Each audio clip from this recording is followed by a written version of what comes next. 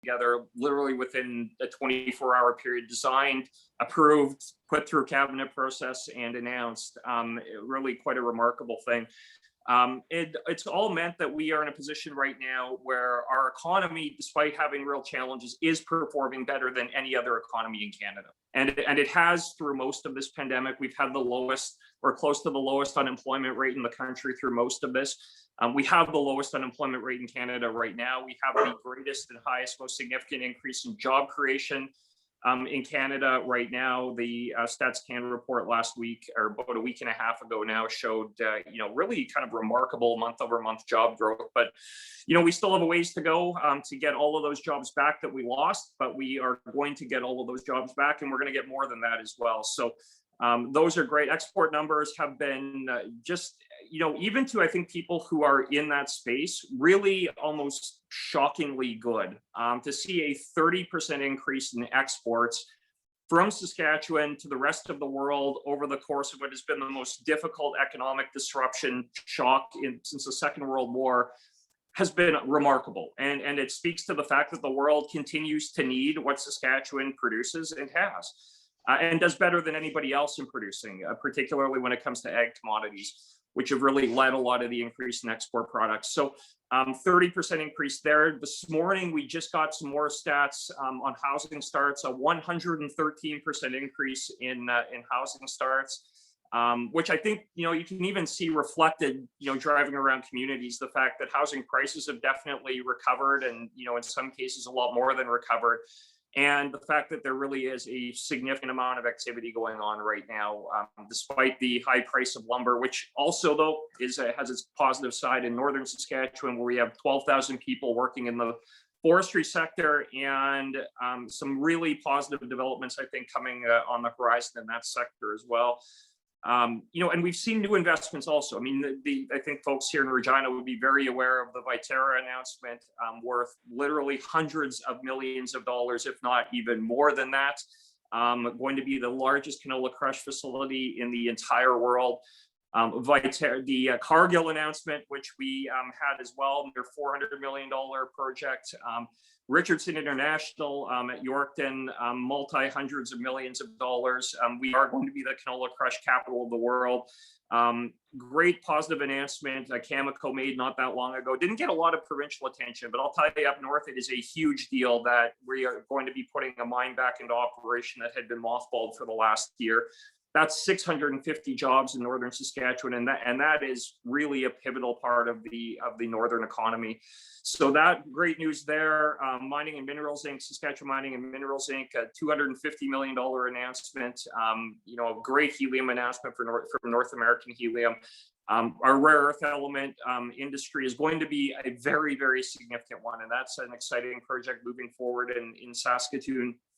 So all that to say that we are very, very well positioned. I would rather be in no other jurisdiction in the world right now to head into what's going to be a global economic recovery. I think we're seeing signs that we are entering into a commodity super cycle as well, in addition to, I think, what you're going to see a really significant increase in consumer spending around the world.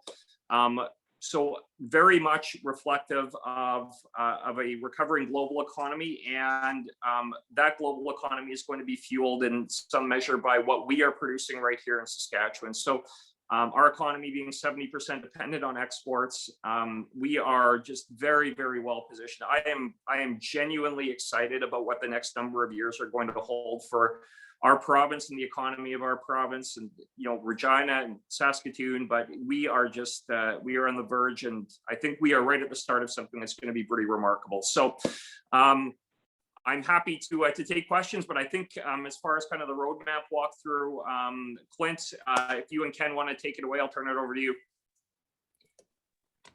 Thanks, Minister. So regarding the reopening roadmap, we've obviously announced step one. This is a plan that's based on vaccines, 70% over 40, 70% over 30 crowd, and then 70% over 18 and older. And as the minister indicated, the vaccines are ticking up, hitting over 1% a day in a lot of cases.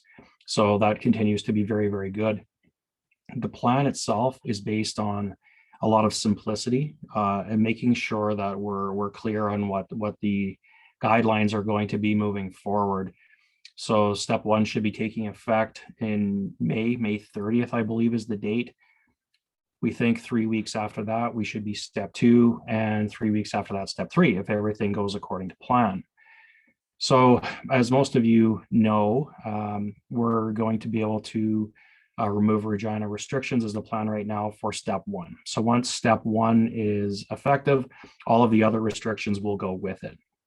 Now, again, there's a lot of conversations around the restaurant sector obviously being able to open today for patios on a plus 30 day today is welcome news for sure. Hopefully the snow does stay away. But the rest of the other Regina restrictions are intended to be step one. Step two, the biggest difference on step two is 150 gathering, indoor and outdoor for event size. Having 15 people indoor and sports and recreation for step two. Step three is where we're looking at reducing the rest of the restrictions.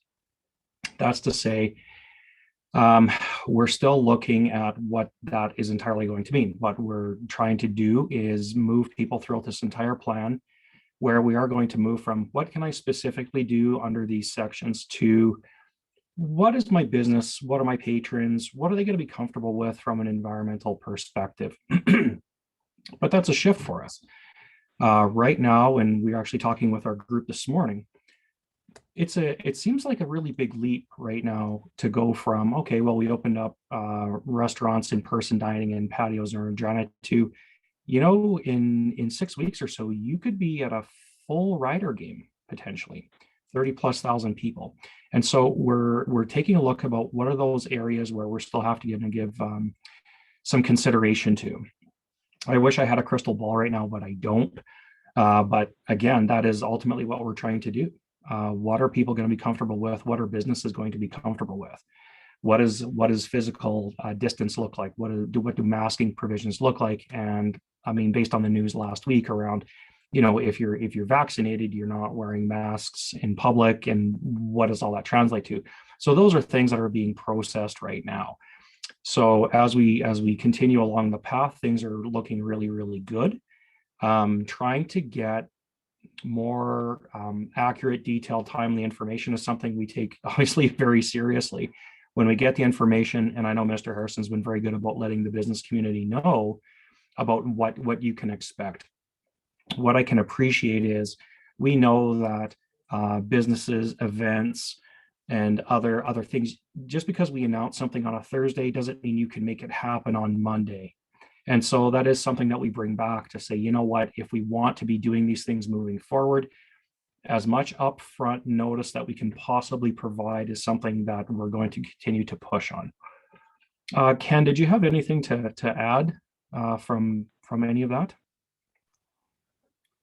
I think you've captured that well, Clint. And, I think a lot of people will have questions about step three and what that looks like going forward. And as Clint said, those discussions are very active at this point, but our intention is to provide some notice in terms of what that can look like. And I know for a number of businesses, that's really critical as they're planning what it is that they're going to be doing in that later July and August time period, as long as things kind of progress according to the roadmap and the vaccination plan rolls out as we expect that it's going to.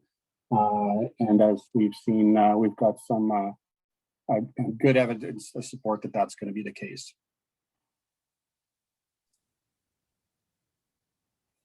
Okay, so I guess turn it back to you, John, if there's questions in other areas you wanted to cover.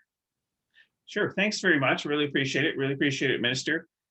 First question, just because it's out there, the federal and provincial plans are different. Why is that? And I have some sort of idea it might have to do with vaccination levels, but I'll let you answer that. Well, I mean, I'll speak to that one. So the federal, firstly, I would just say that the federal government really has no standing in the discussion about what the provincial regulation, whether reopen or measures or internally are. They put forward, what they characterized as a reopen plan. I think that there was a significant amount of discussion about how that plan differed from ours. And I think the premier was pretty clear in saying that Trudeau could take his plan and go away. We have our own plan and we're going to be sticking to our plan, to put it diplomatically. Look, we are very comfortable and confident that we have a reopen plan that is going to be very safe, that is going to be very appropriate, that is going to be reflective of the fact that we are moving quickly through our vaccination schedule. Today we are of that over 40 group at, well over 70% now. We're nearly at 70% of the over 30.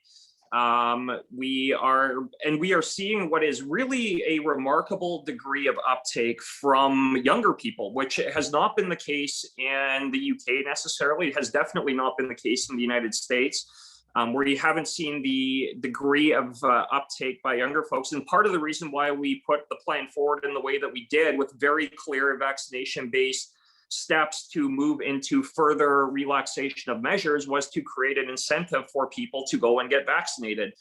And I think it's something that you're going to actually see emulated in jurisdictions across the country as they roll out reopen plans as well. I can tell you firsthand, I had a very lengthy discussion with a very large province's government just 2 days ago about where they're going, and I suspect that plan is going to look very similar to ours as well. So we really have blazed the trail on this, and the fact that you now are seeing as well, based on those vaccination rates, and we put this together not, these weren't numbers taken out of the blue. This was very much based on the real world experience, particularly in the UK, but also informed by the experience in Israel. The UK more so, because of the fact that they had the same variant we did, the 117 variant. And that was a big part of the reason we modeled both on the kind of national level, but also even kind of sub-regional levels within the UK, about where you started to see the decline in hospitalizations and serious illnesses based on proportion of vaccination of certain population groups and age categories.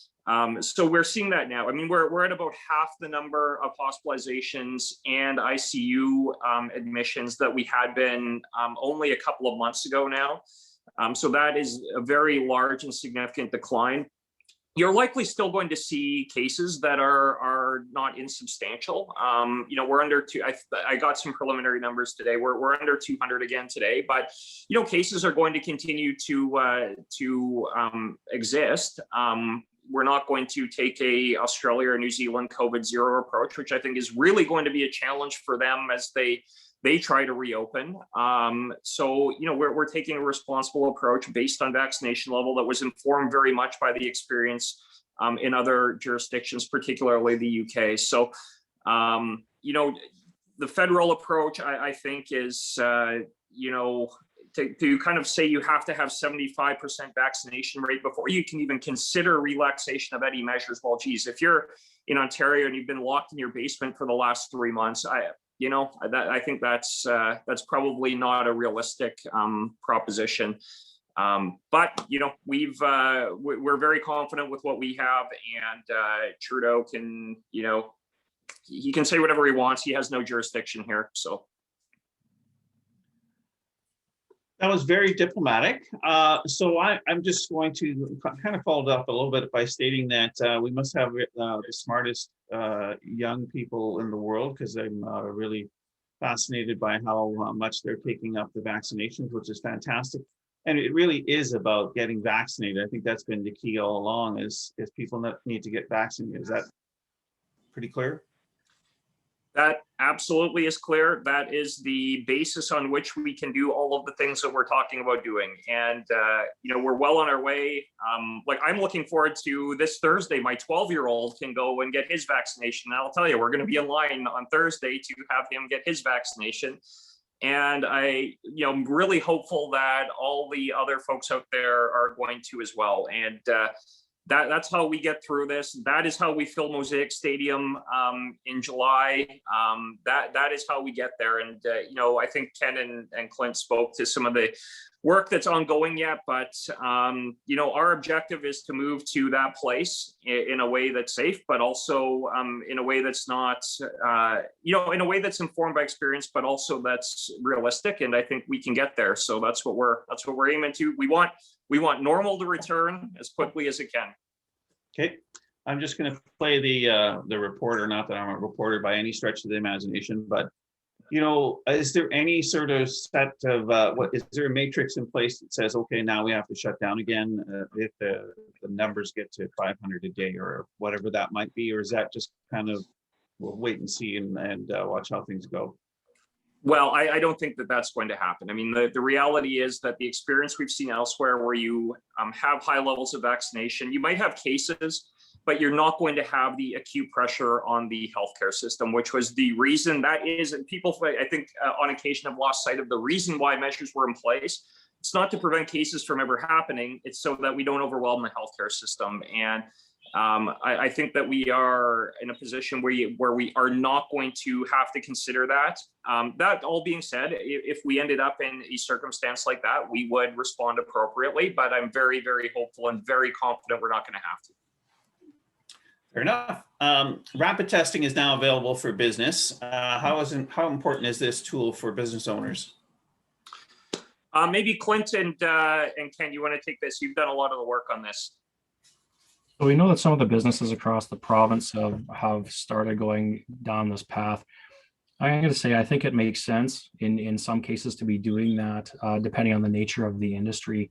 So we've been talking with health around, well, how do we make this as easy as possible? I guess I'd frame it as it's another tool. Restrictions were a tool. The vaccine is certainly the biggest tool we have. But if you can have an environment that does make sense to have the rapid testing done, where you can continue to operate, I would say it would make sense to pursue that as another tool. Ken, anything else on that one? Yeah, I mean, some of the businesses that we've worked with closely on this are, in meat processing or manufacturing, where it is very difficult in some of these environments to physically distance, and in some cases like meat processing facilities where it's been proven to be a high risk setting that has had a number of outbreaks, not just in Saskatchewan, but across the country and North America. And so I think in those types of settings, it makes sense to have that additional level of screening in place to, provide employees with some confidence that they're going into a safe place, but also potentially to catch some things before it becomes a wider outbreak and results in significant business interruption. And so, it's good that we're getting some of those things rolled out now. And I certainly agree with Clint that there's some applications where it makes a tremendous amount of sense. The most important tool is get vaccinated, is what I heard you say. Yes. Sort of the next question would be, the hotel industry has been decimated, Minister, and there's been some stuff done for them. The recovery is going to be a long time for the hotel, or probably will be much longer than for most. Anything for them? Well, we've come through now with 2 iterations of the tourism sector support program. I had a really good chat with the Hospitality Saskatchewan just Friday. I think Jim and I had a discussion. I think there's some things that we are working on some things, but it is without question a incredibly challenging circumstance. The other thing that we are working on is with the federal government as far as the reopening of the borders, at least in a limited capacity for those who have been fully vaccinated, for example, why they would continue to be a quarantine period. And there's some things that are likely not going to make a whole lot of sense very quickly on that front. And, for industries like the outfitting sector, for example, which is, incredibly important up in my neck of the woods. And right now we should be filled with American hunters who are out after bear. We're going to be in bird season here too. I mean, there should be right now a lot of American hunters up here, but because of the fact, even if they are fully vaccinated, they can't cross the border without a 2-week quarantine period, which really makes it impossible for a lot of hunters to be up here, and they want to be up here.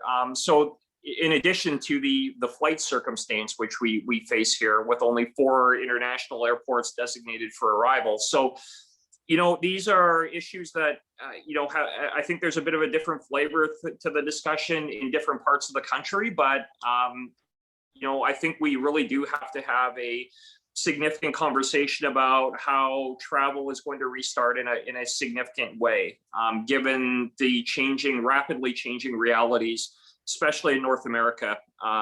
So I spoke to Minister Mendicino, Immigration Minister, a short while ago, about a week and a half ago, about this, and we're going to have some follow-up discussions. But we really need to get some movement there, and that will make a difference for some in that industry, but also understanding that there has been some very real challenge, but we are continuing to work with the industry as well. Thank you, Minister. This is a little off topic in it, but it's something that I'm really upset about, and I hope I don't swear because I get really mad. I do. And this will have a huge, significant impact on Saskatchewan. Line number 5. Do you have any insight into where we're at with the governor on that? You're trying to get me to swear too, John.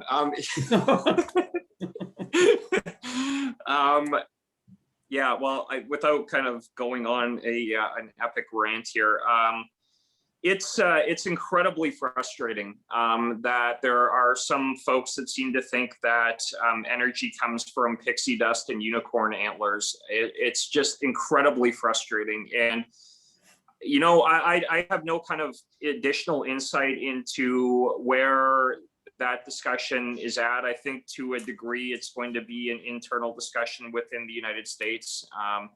We obviously have made representations, and I would really encourage the federal government, we have to make very vigorous representations.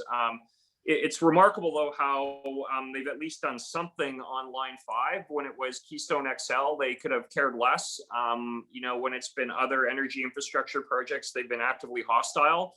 Suddenly, though, when it's energy being threatened in Eastern Canada, well, now they're engaged. Now they care. Not understanding the interconnectedness of this industry.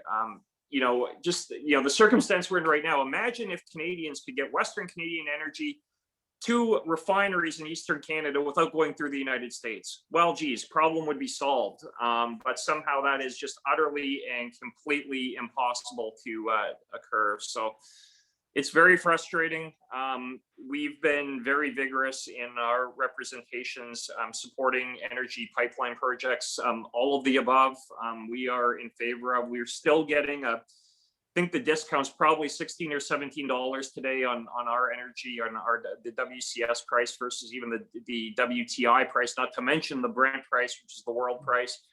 We are thankfully, though, seeing the generally speaking, energy prices are increasing. We've nearly got to 70 on the world price. So, I think there's cause for optimism even in the energy sector here in Saskatchewan, but it continues to be a major, major issue, the fact that we can't get our product to Tidewater.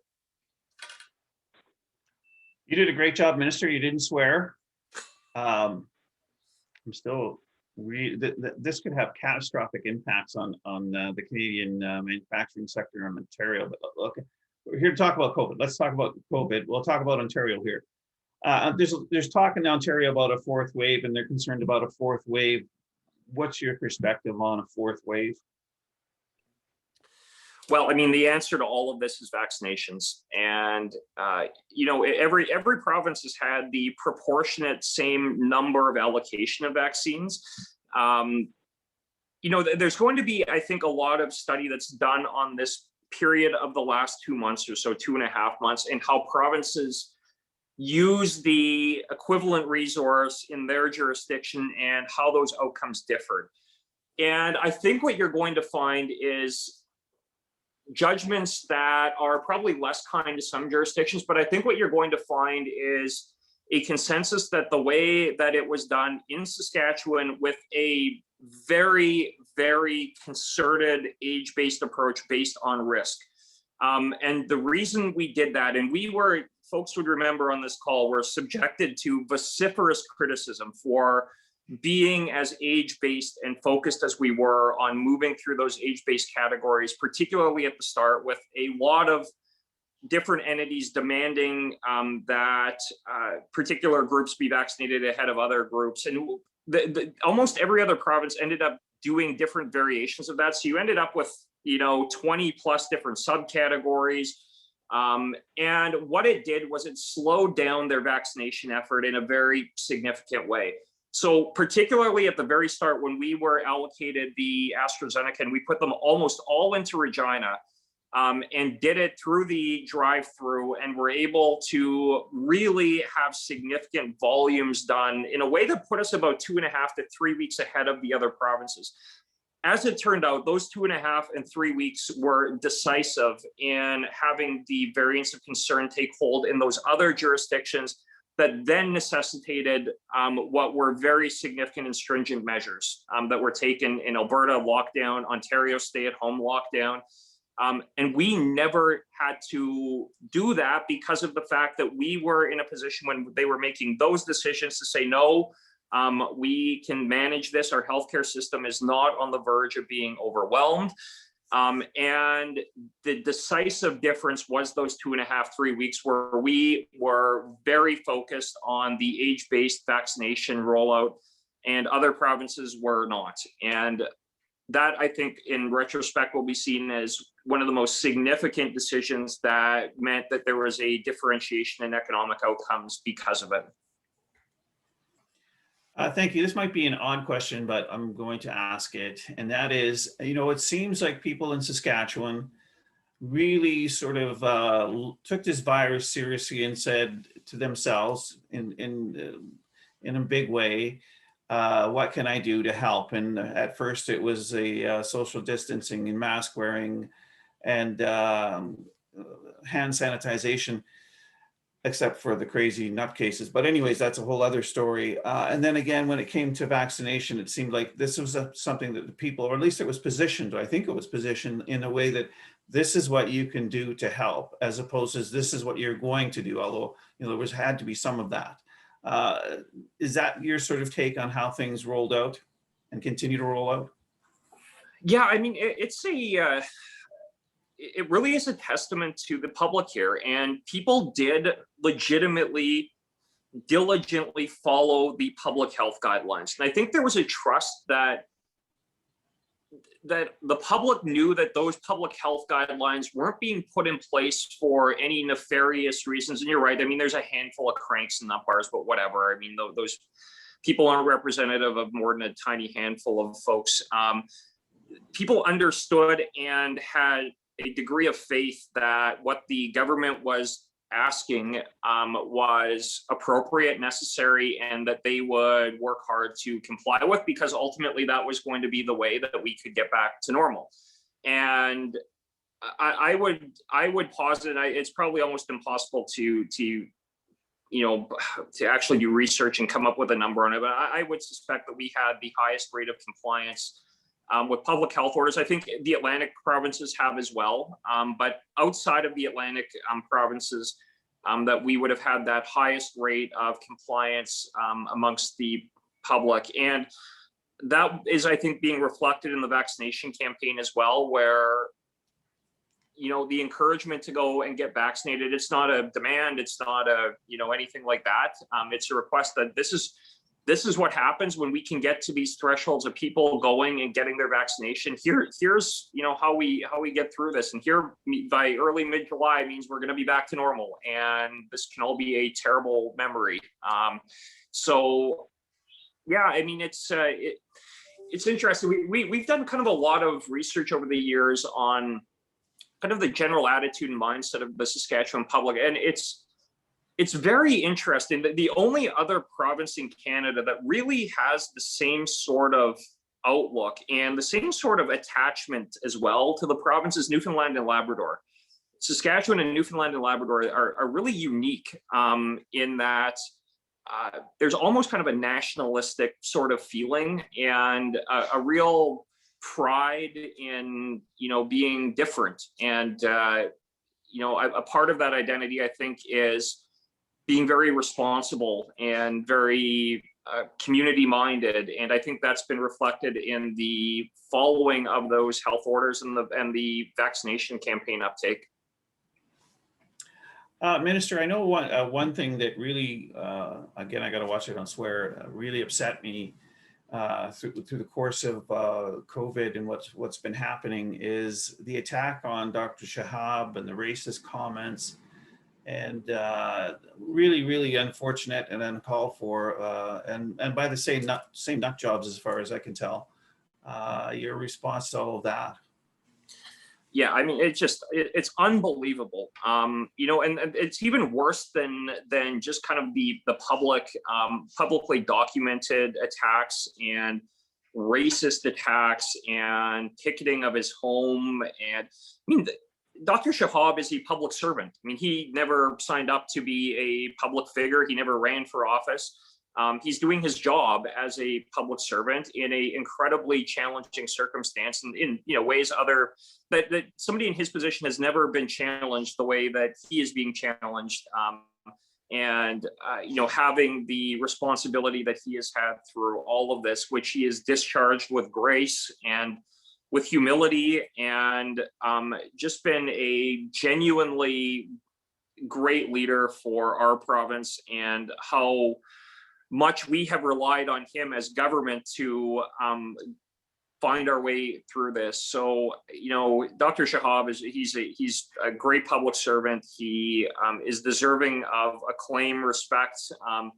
And yeah, there's a handful of Looney Tunes that, we see them when you're driving around Regina, you know who they are. It's the same group of 20 people, and, they're best kind of ignored, I think, in the longer term, but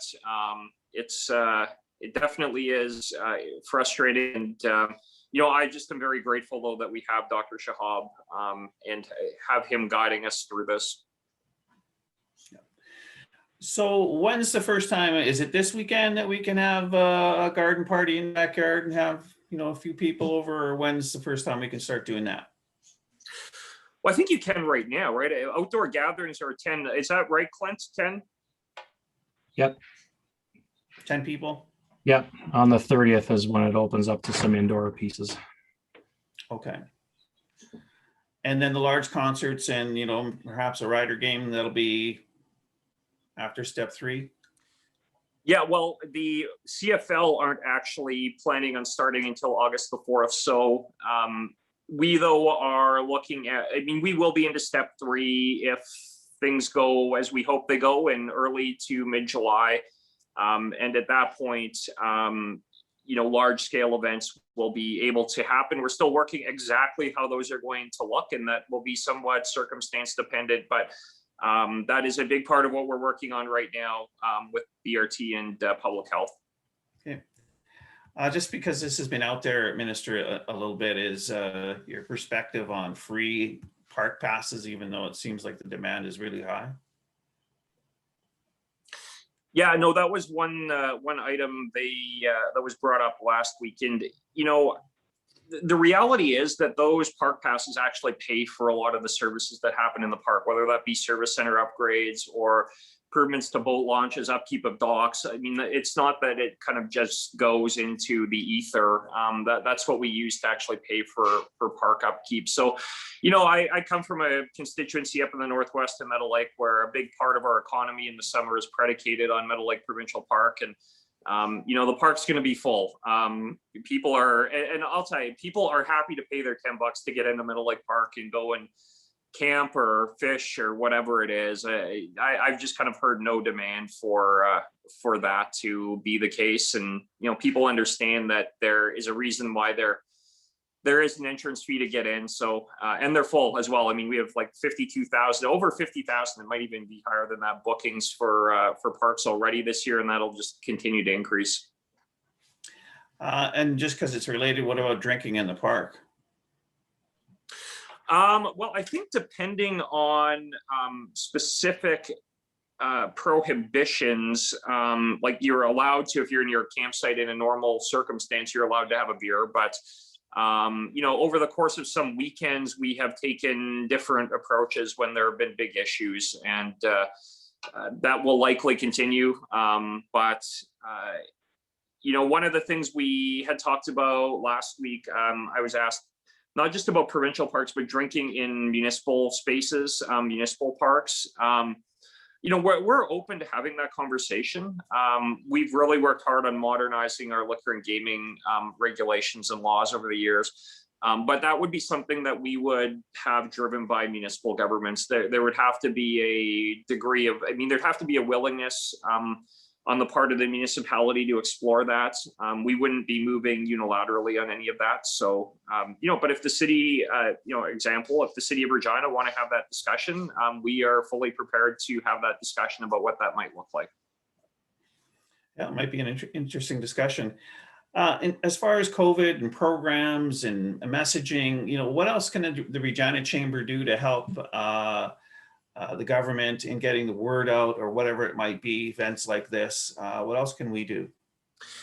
Well, John, I just want to say firstly, thank you to you and Colin. I'm not sure Colin's on the call, and your whole team and board for the work that has been done.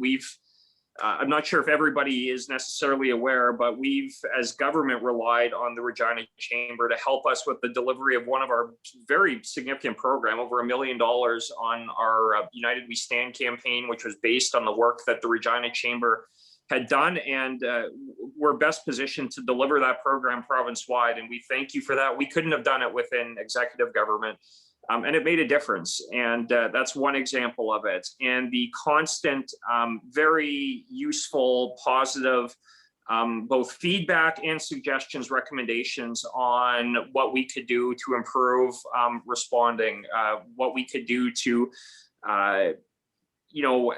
make the circumstances best as we possibly could. And I want to thank the Regina Chamber, John, through you, all of your members, for what they've done. But the biggest thing right now is just encouraging employees of member companies, go and get vaccinated. That's the biggest thing, is go and get vaccinated. And when the second dose opens up, which is starting today for 85 plus, we're going to start moving through those age categories again. Get your second dose, because that is actually the thing that is making a difference and allowing us again to be, sitting having the conversation on reopen today, rather than conversations happening in Ontario and Alberta and British Columbia and Quebec and Nova Scotia, all of whom are under lockdowns.